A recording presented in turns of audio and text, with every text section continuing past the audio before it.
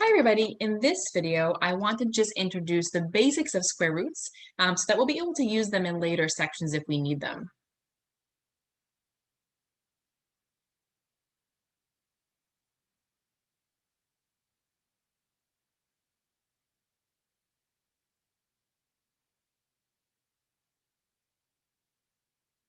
Now this may be a review for you, so if you're pretty comfortable with square roots, then that'll be great. Hopefully this will be really quick, but if you haven't seen them in a while, it's a good chance just to kind of review that notation and how to find our answers. Okay, so first, couple definitions.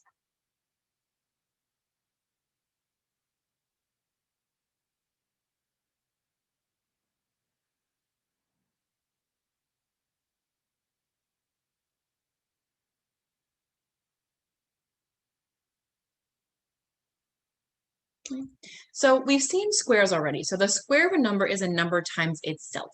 So for instance, if I have something like 4 squared, that means I take the number 4 and I multiply it by itself to get 16. Or if I have negative 3 squared, again, I multiply it by itself. That exponent of a 2 tells us how many times to do it. So I have positive 9 in this case. Ready? So that idea of squaring is that exponent of 2, remember. Okay, so we know what squares are. And the reverse process of this is finding a square root.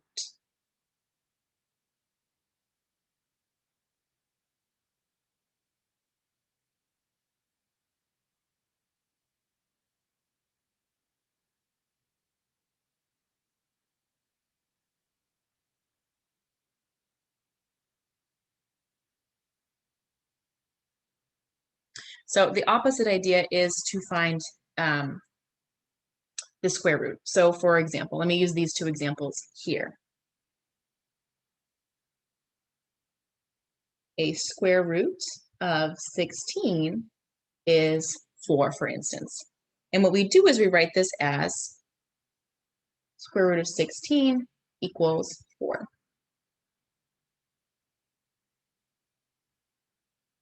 Now, one thing to note here, which gets a little bit tricky, is that there actually are technically 2 square roots of 16. So another square root of 16 is negative 4. And that's because negative 4 times negative 4 is also 16.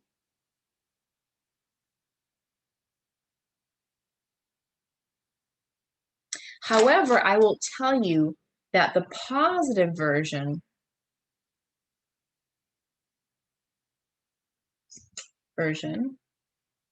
is called the principal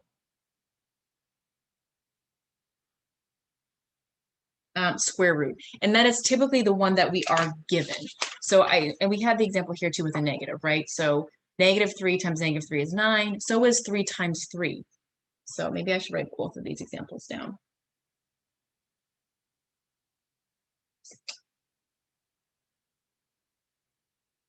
4.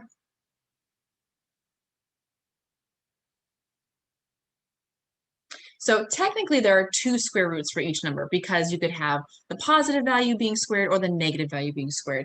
But I will say that when we're talking about square roots and you're looking for an answer, it is typically the positive answer that is given.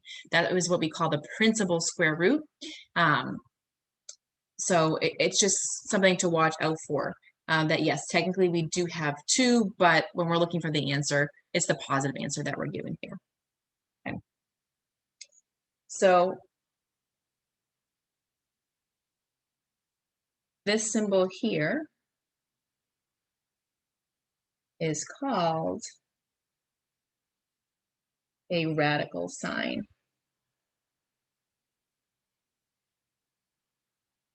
or a square root symbol.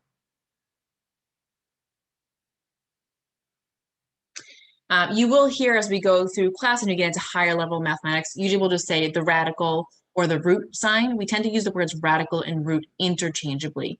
They really do represent the same thing in this case. And like I said before, when we're giving an answer, we typically give the positive answer. The only time we would give a negative answer is if the negative was in front. So let's look at some examples.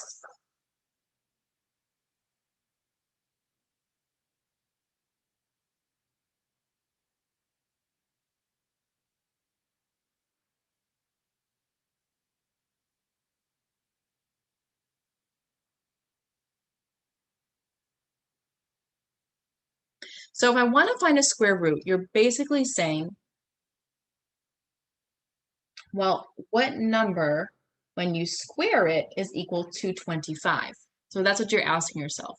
So what number when we square is 25? Well, the answer is 5, right? Because 5 times 5 is 25. So the square root of 25 is 5.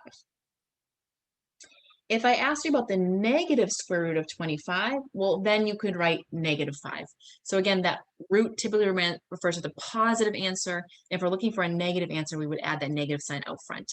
So your root symbol, you want to think of as the positive answer here. I guess I should call this B, huh? How about the square root of 36? So again, you're saying to yourself, what number, when it's squared, is 36? Well, the answer there would be 6, because 6 times 6 is 36.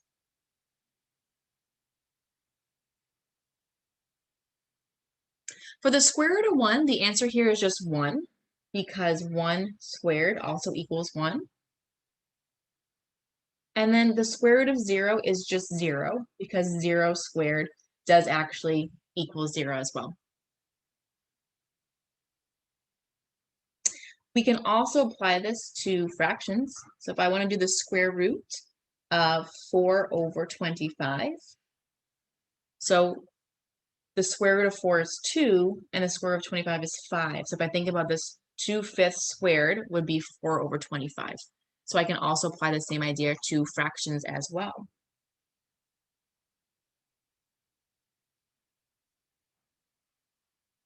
One thing I do want to note is something like the square root of -25 is not a real number, okay? So when the negative is inside a square root,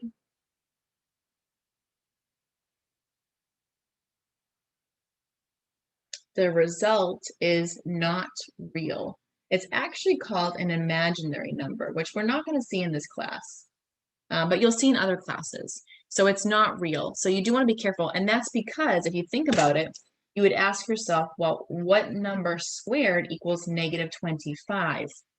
And no real number works, right? If I do 5 squared, that's positive 25. If I do -5 squared, it's still positive 25, because -5 times -5 is still a positive. So I just want to make a little note here that a negative on the outside is fine, because it can basically just come and get attached to your final answer. But a negative inside the root it can't happen for real numbers. Like I said, in more advanced classes, we do actually talk about imaginary numbers. It's kind of a poor name, because imaginary numbers actually have a lot of real applications. Satellites is one of them. Also, electricity is another. So it's, again, like I said, it's kind of a poor name, but they do actually have a lot of real applications, which hopefully you'll get to see in a later math class, depending on the route that you go. So here are how we can simplify these roots. So I do want to ask the question, how do we simplify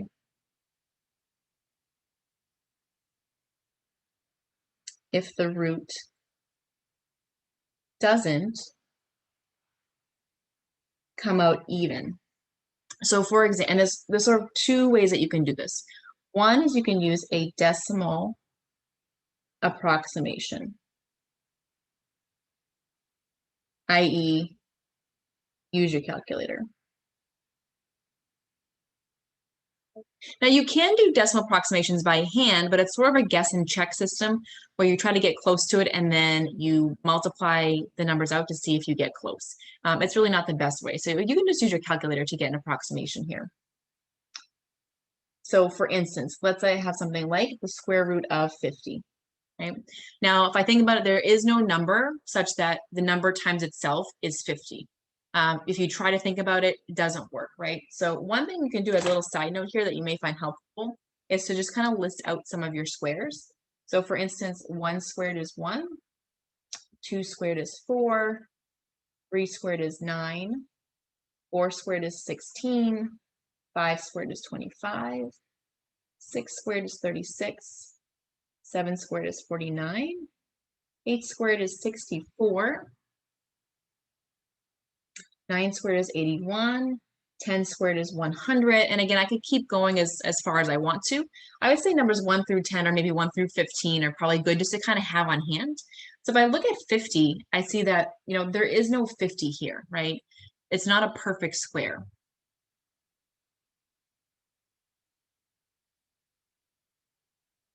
So when we say perfect square, it means it comes out perfectly even, right? Like if I took the square root of any of these numbers, then I would get the answer on the left side without the square sign. So this is not a perfect square. So what we can do is we can use our calculator. So this is a more advanced calculator that I'm using.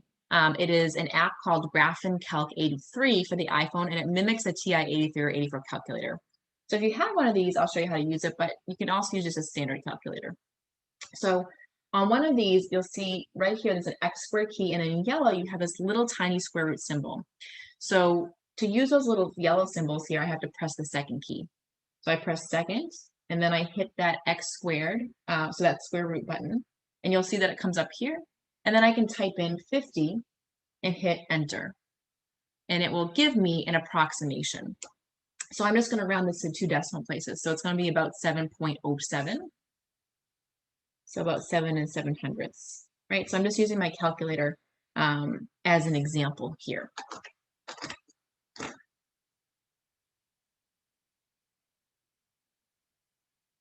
Okay, now I want to just find you a more standard calculator. Second. All right, so here's the calculator that came with my iPhone. Obviously, this one does not have any root keys on it, so this one isn't going to help you. But if you turn it to the side, I have to maybe hang on, let me pick it up to do it. Sorry, I had to hold it up in the air. If I turn it to the side, it actually expands and gives me a much nicer, more advanced calculator. And you will see a square root key right there. So when we don't put a little number in, there is always a 2 on a square root key, or 2 for a square root. So as a little side note here, make this on my lecture notes for a second. The square root is the same thing as this. We don't put in the little 2 because we do square roots so often that we tend to drop it. But that's the same thing here. So I can go ahead and use my calculator in this case and type it in. Now this one works a little bit backwards, so you just want to be careful. You don't do the square root first and then the number. I guess you can actually do both ways. So I guess we can do the square root first and then the number, but hit enter or hit equals. Or if you do it the other way, hit the number first and then you hit the square root symbol, it will just do it for you.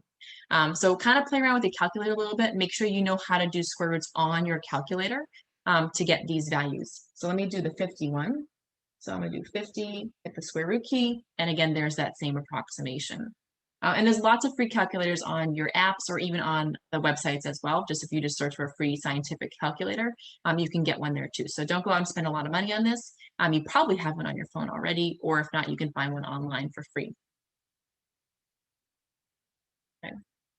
So the first thing is, again, like I said, we can do approximations by hand, but they're quite tedious. And I think at this point, we should just use our calculator.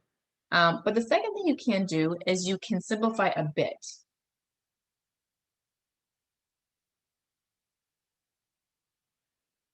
So I'm going to use my same example here. And I'm going to show you a little trick here for simplifying these roots. It's not going to be perfect, but it's going to be better. So what you try to do is you factor such that one of your factors is a perfect square. And you want to find the highest perfect square you can, okay, ideally.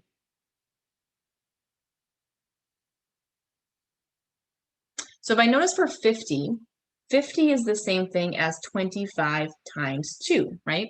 And 25 is a perfect square. So what I can do is I can take that square root of 50 and I can rewrite it as the square root of 25 times the square root of 2. And we'll talk more about these kinds of rules towards the end of class. There's a lot of rules that we can do with exponents and things like that that allow us to manipulate like this. But this is one rule that I just want to show you now. So you can split your factors. You can't do it with addition or subtraction, but you can split with multiplication and division. And then now you can simplify here. 25 is 5. This becomes 5 times root 2, and we usually just write it as 5 root 2. So that is a way that you can simplify a little bit for your fraction.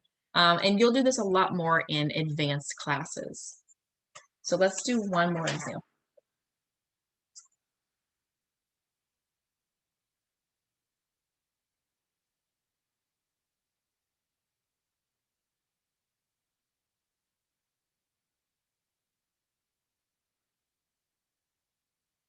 So let's do the square root of 18.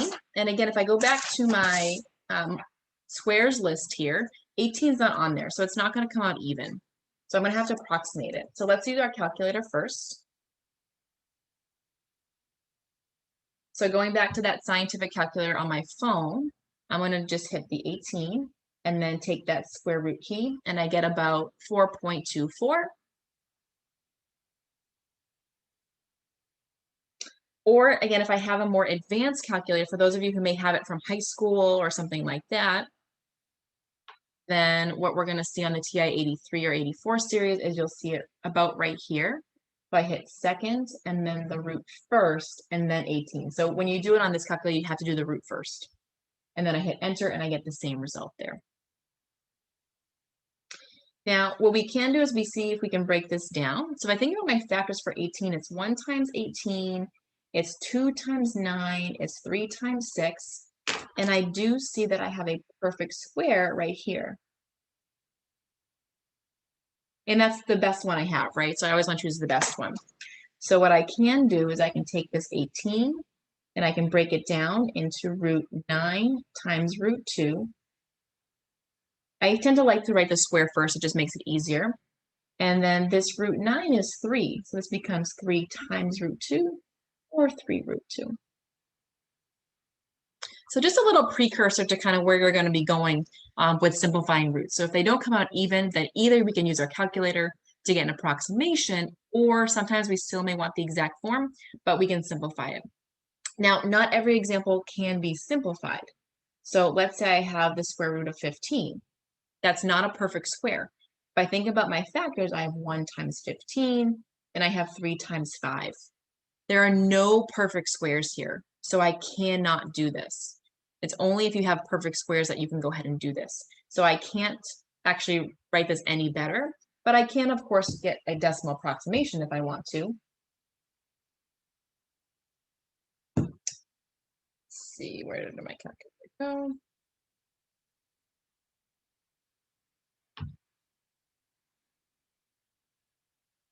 So it's about 3.87.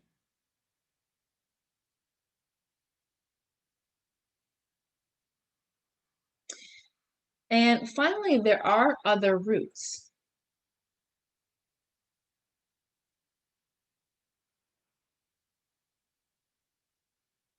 So for instance, we have a cube root.